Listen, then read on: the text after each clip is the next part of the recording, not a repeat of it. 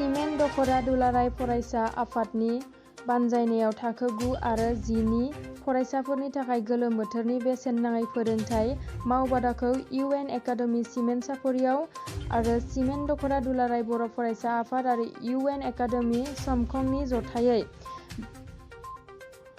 बानजायनायाव UN. Academy समखङाव दिनै 3 July 2023 निफ्राय जागायनाय जाबाय।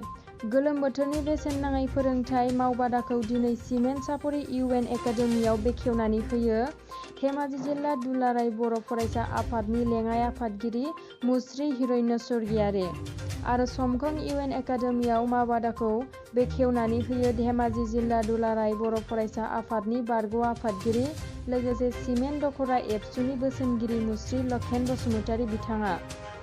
इउ.एन. एकाडेमि सिमेन्ट सापरियाव बेसेन नाङै फोरोंथाय मावबादानि फोरोंगिरि महरै सिमेन्ट दख'रा दुलाराय बर' फरायसा आफादा मोननो हादों।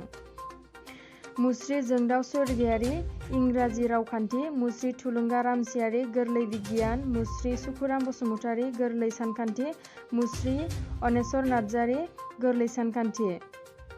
इउ.एन. एकाडेमि समखंनि बेसेन नाङै फोरोंथाय मावबादानि फोरोंगिरिफोरा जादों मुस्रि राजु मोसाहारि गोरलै सानखान्थि, थरायना थुनलाइ बर' गोरलै बिगियान, मुस्रि जनेस्वर बर' इंराजि रावखान्थि, मुस्रि रत्नेस्वर केरखातारि इंराजि रावखान्थि।